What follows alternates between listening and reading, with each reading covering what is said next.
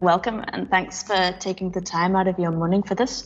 So this is an introductory webinar to answer any questions you have and find out how to get involved in the Mapathons that we're gonna be running. So maybe as a means of a short introduction, my name's Frankie. We also have some of my colleagues here as well, so maybe they can just quickly say hello. We have Anna, who will be helping to answer your questions in the chat. Yeah, hello everyone. Hello, good morning. Also, we have Tope, our colleague from GIZ, who I think you've been in contact with. Hi everyone, this is Tope. I'm the one that's been sending you messages over the course of the period since March, and as we are having the program today, I'll also be following along with you all. Also, we have our colleague Dennis, who at the end will give you a short explanation about the Youth Mappers organization. Dennis, if you want to say hi. Hi guys, my name is Dennis. So I currently work with integration and also with the Youth Mappers. So yeah. Okay, great. And I think those are who you're going to be hearing throughout the webinar. We have a few other colleagues as well here. Could maybe briefly say hi, Melanie, Philip, and Emmanuel. I think you're also there. Yeah, I'm here. Cool. Good morning, everyone. I'm Emmanuel. I currently work with integration, and I'm the president of the Youth Mappers Footer chapter. Glad to have everyone here. Okay, perfect. So I think I'll get started with the introduction for this webinar. So this is what we're basically going to be going through. So we'll start with a little background. How did we get here?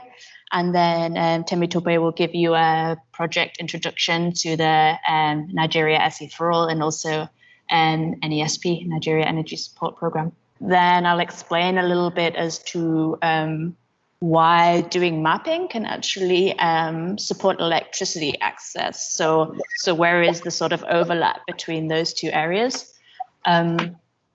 Then a little introduction to what a Mapathon is and also OpenStreetMap, which is sort of the tool we're going to be using for this. Finally, we'll discuss what we actually want to achieve as part of this Mapathon. Dennis, as I said, will explain some of the other organizations where you can go to for more information about mapping in general. And then finally, we will end with questions and answers. So we'll answer any of the questions that you have. Just to say, if you have any questions, it would be great if you can write them in the chat or save them to the end where we will answer them. It would be great to hear your questions as well. I'll start with a background. So how did we actually get here? So I think most of the participants here, you will have been basically introduced to the Mapathon concept, I think earlier this year. So we had this in-person Mapathon organized for the end of March, which for obvious reasons had to be postponed. But we still want to continue with the Mapathon events. So that is why we aim to run now these smaller sort of remote Mapathon events where we will basically do the same thing but remotely. And when we are able to do so, we will still run this in-person event as well. Okay, and now I'll pass over to Temitope to give some introduction to SE4ALL and NESP. All right, thank you very much, Frankie. Good morning to everyone again.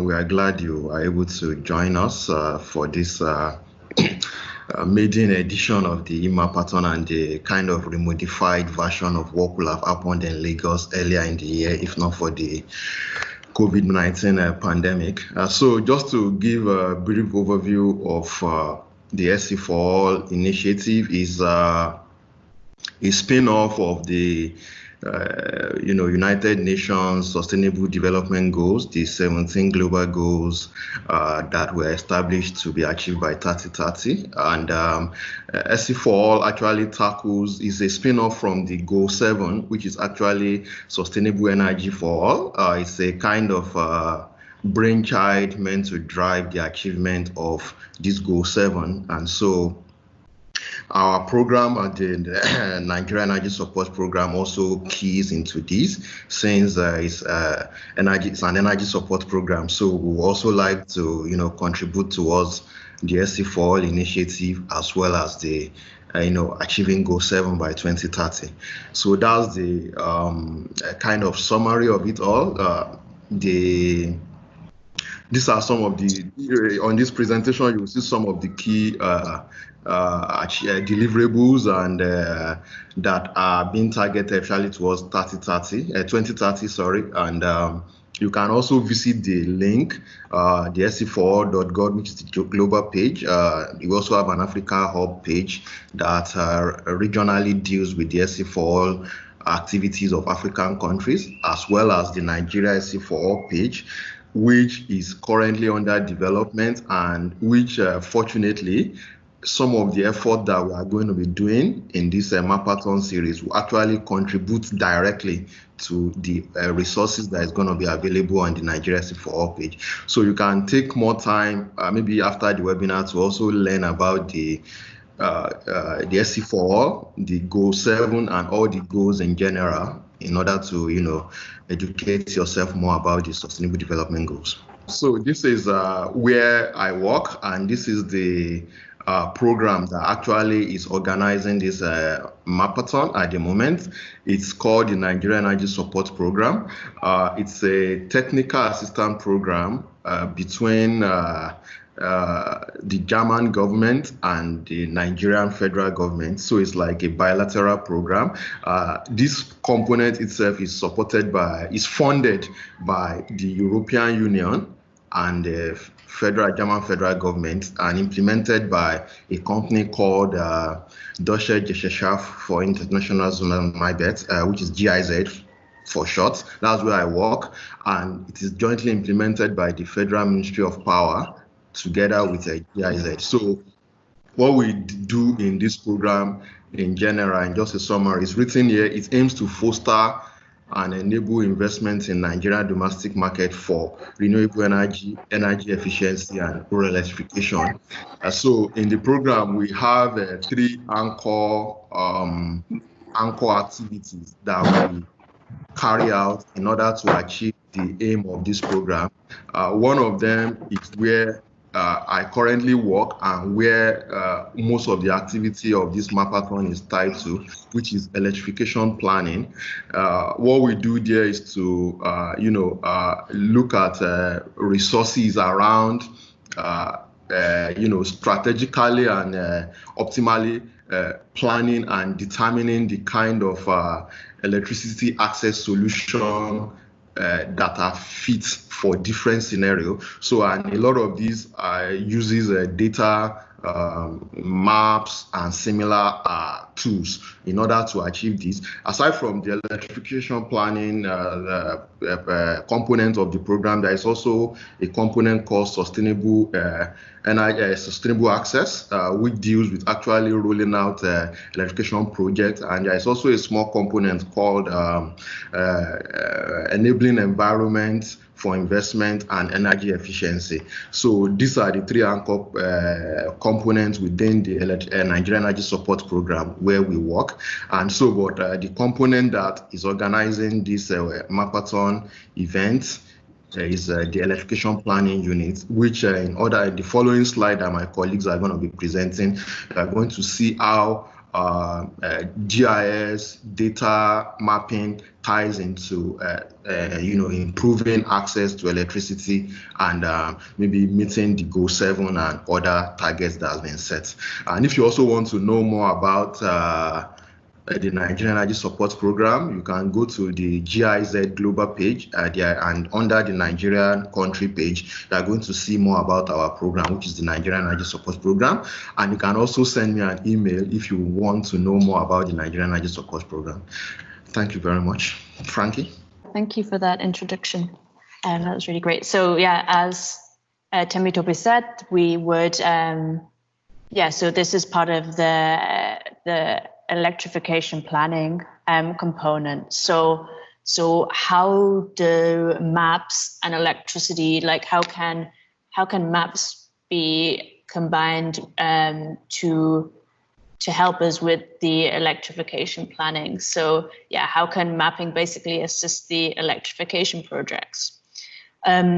So energy projects obviously require some kind of financial funding, and people who are going to be funding these projects, they need to understand certain things to approximate how much money is going to be needed. So one thing would be, where are the locations where the energy projects are going to go, which obviously will affect the cost, because if two locations are perhaps very far away, it will take, those two locations couldn't be sort of be within the same maybe energy project, for example. They also need to know, how many potential customers are there going to be, because that links obviously very strongly to the amount of revenue they will get. And as well as this, how many locations or potential projects will there be in total? So perhaps if you're implementing not just one energy project, but you want to implement several, then you'll need to know what is the total number of projects available. So by understanding this, and this information can be achieved from maps, as I'll show on the next slide. So from understanding how much financing needs to be required for a project, that will help to get a project sort of moving. So when we talk about how can actually mapping help us answer these questions, we can see here on this slide. So on the right-hand side, you see one of the locations that we've mapped as part of the Nigeria SE4ALL project, where we have firstly done mapping remotely, so from satellite imagery.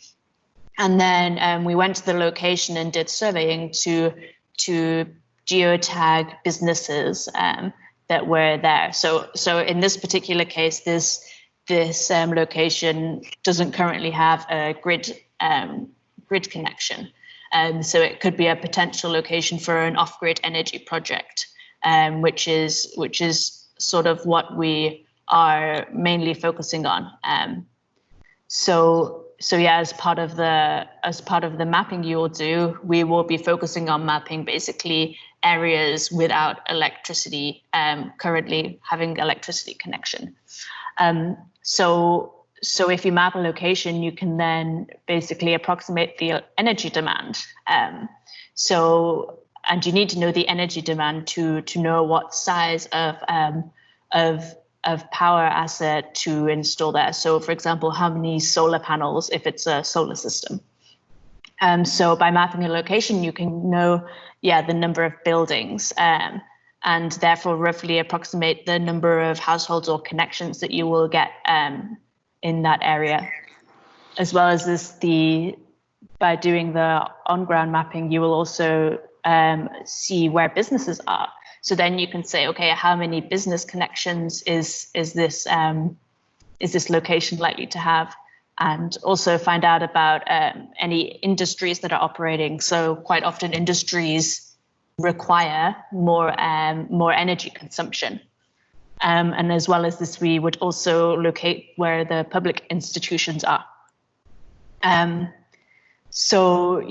This requires both mapping from satellite imagery, but also going basically to the location itself with a smartphone or mobile app and tagging businesses there.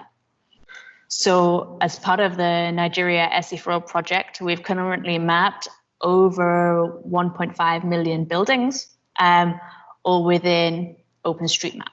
Now I will talk a bit more about the interlink between maps and also electricity networks. So in this case, it is basically about grid planning. So you can see on the left-hand side here, we have the background, which is a location mapped remotely from satellite imagery. And then over the top of this, so this is done in QGIS, we can then plan out an electricity grid. So as we said before, it's important to understand how much money is required for a location to receive electricity. And so for that, we need to know how many electricity poles and cable can be installed. So then we can basically plan out the grid and then get a number for the length of cable and also number of electricity poles that will be installed there.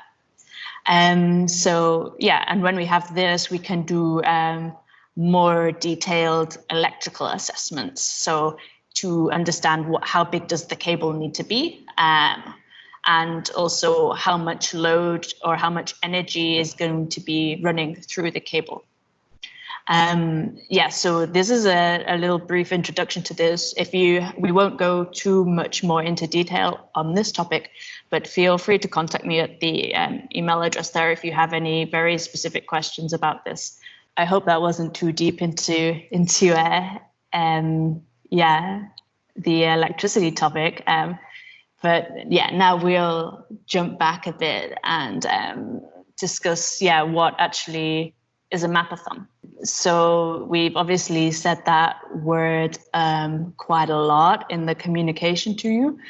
So in the right here, I've just put a little video from Humanitarian OpenStreetMap team. They have this video on YouTube that explains what a Mapathon is. And you can see some images there of people doing on-ground mapping and also mapping within a large group in a room. So normally within a mapping event, so this is what we would have run at the end of March, and we all get together in basically one room with laptops and map a certain area for a specific reason for doing so together. And then also, there would be, for example, snacks or some other things. So it's nice to I guess, be in the same room and doing that.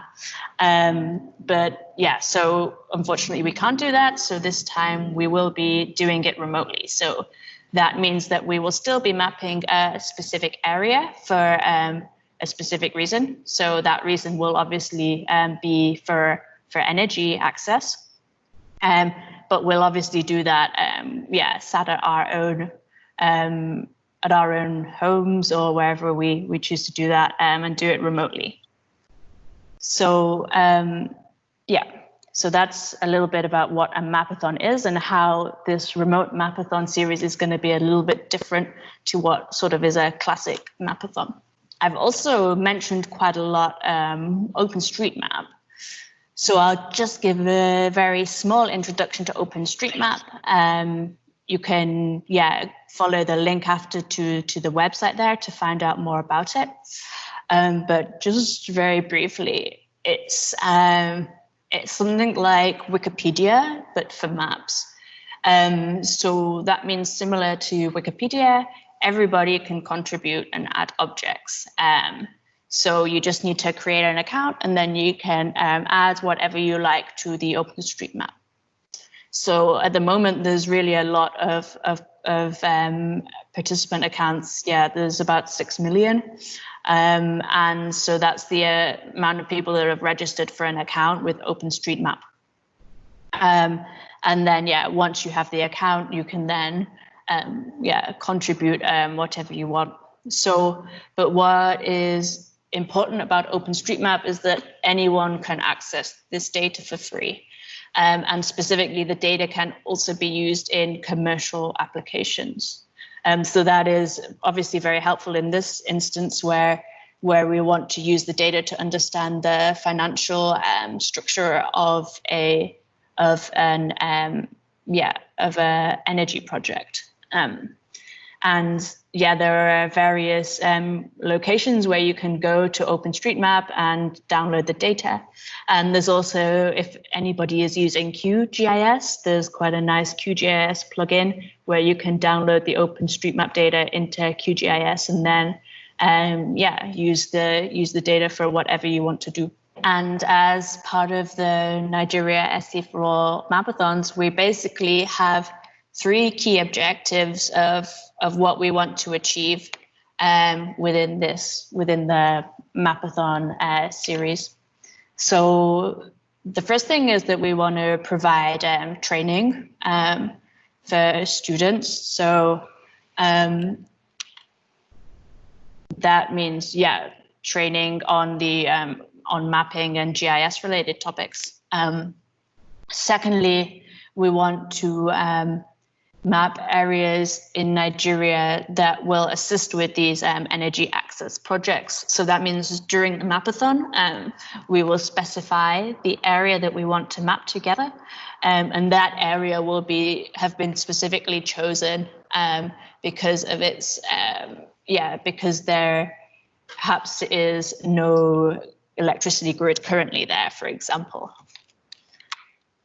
And then thirdly, we also want to raise awareness for the Nigeria Sustainable Energy for All initiative and also OpenStreetMap and these mapping tools. So previously the Mapathon at the end of March was scheduled to be much bigger. So we would have had quite a lot of participants.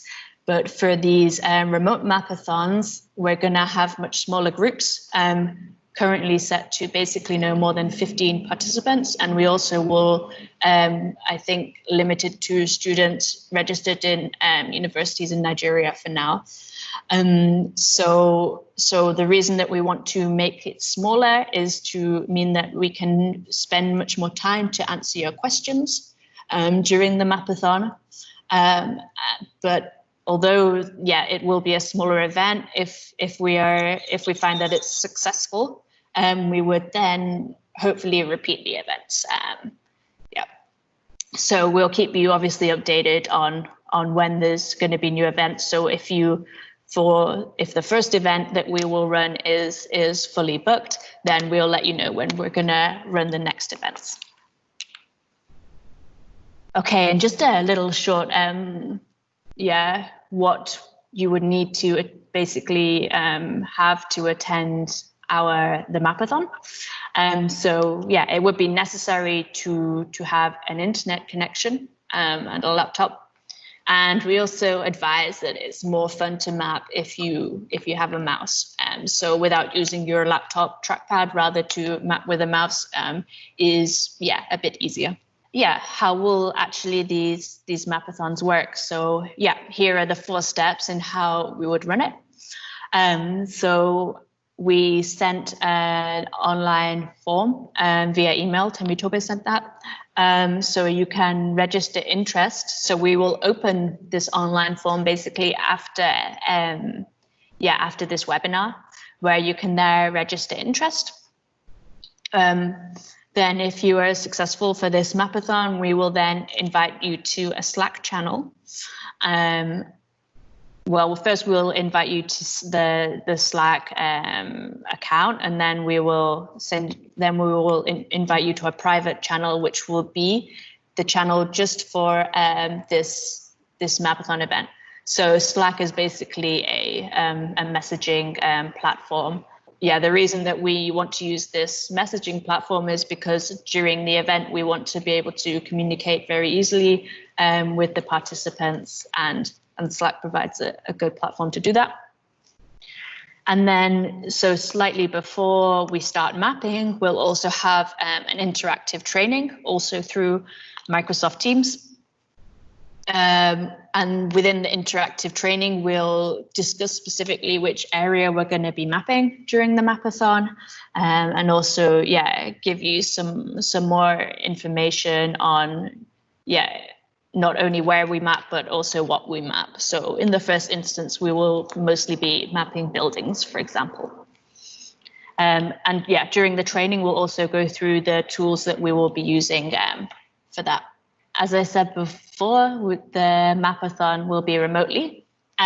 So we have basically top 3 tips for having a fun afternoon mapping.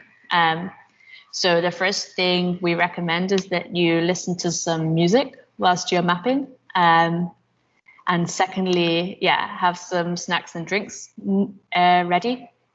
And then thirdly, and most importantly, is to get involved in the conversation.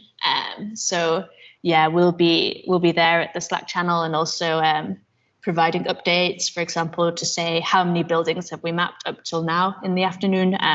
And yeah, we really encourage you to ask questions in the Slack channel as well. Yeah, so during the Mapathon, who actually will be there answering your questions? As Dennis and Emmanuel said, we are Integration Environment Energy, so we are consultants to GIZ on this project. So we have myself, Frankie, Anna and Philip, who will be there to answer your questions, and also Dennis and Emmanuel.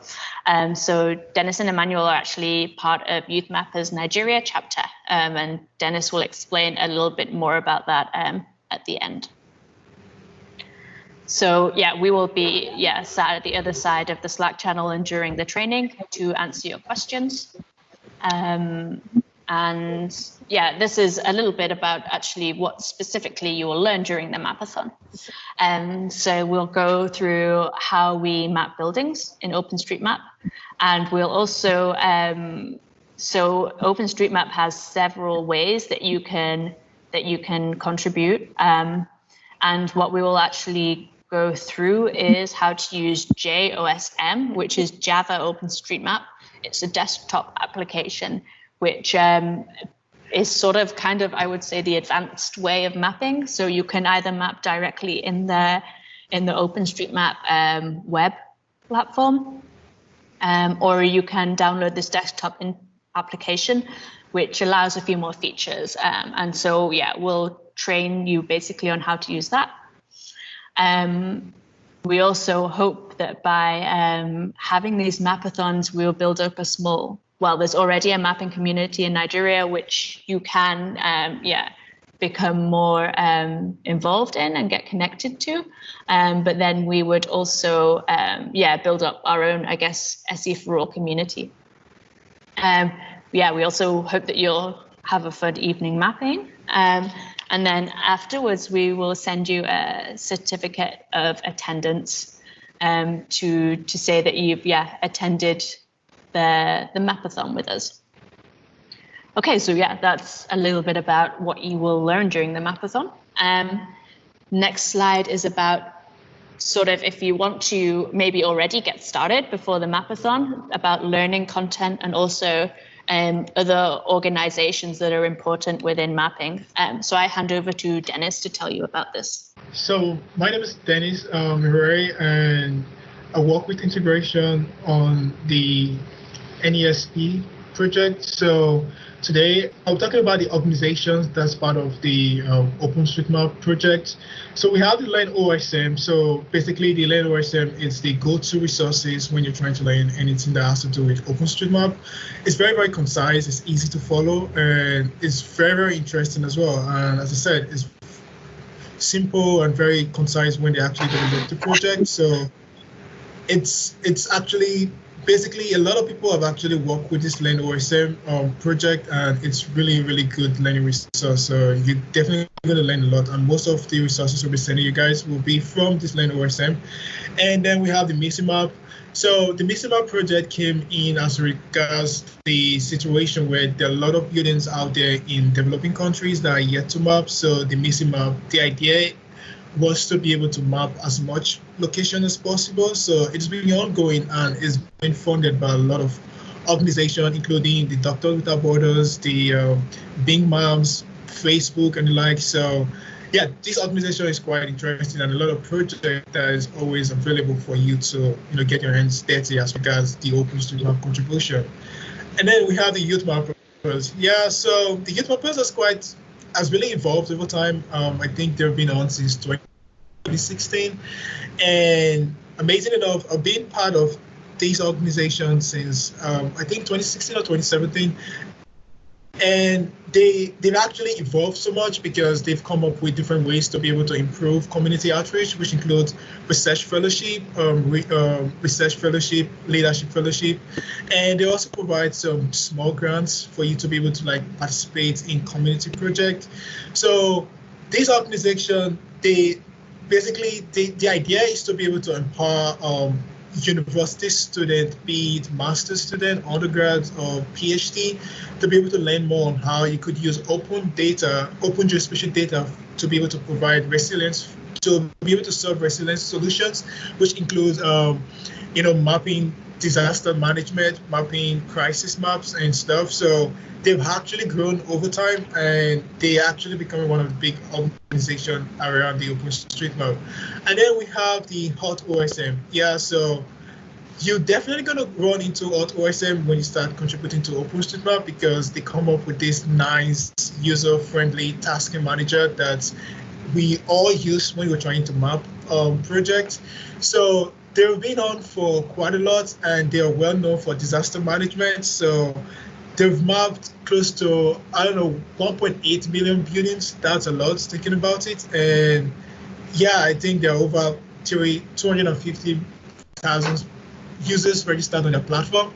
So yeah, so these organizations, they're quite powerful, and they also provide communities and volunteers and students this opportunity to be able to learn and to be able to like get involved in this community, just like I have. I think Emmanuel has also done that. So it's quite a good learning resource and organization to partner with, and get to improve your skills, get to know more about open geospatial technology, get to gain more experience about how open data could be able to like help you solve more worldwide problems. And so you guys are very much interested. If you're not already part of a youth mappers in your local community, feel free to reach out to us. So we'll be more than happy to like get you started. And if your university does not have a youth mappers chapter, yeah, we'll be more than happy to join you guys to create a local chapter, so you could get yourself involved with the community. Because one of the cool things about OpenStreetMap is when you work with community to build maps, it gets more fun as regards doing it alone. So you want to be able to be part of the community. So probably every weekend you just sit down in the round table to contribute to maps, and I think that's really fun. So yeah, that's all for the organizations involved in OpenStreetMap. So Frankie, over. Thank you so much for listening. Thank you a lot for the presentation, Frankie and Dennis and Topa, and thank all of you to take part in this webinar. I am looking forward for the next week. Thank you very much. Yeah, thank you, everyone. Thank you very much, everyone. Thanks for taking time to attend, and do go and register so that you can also take part in the Mapathon.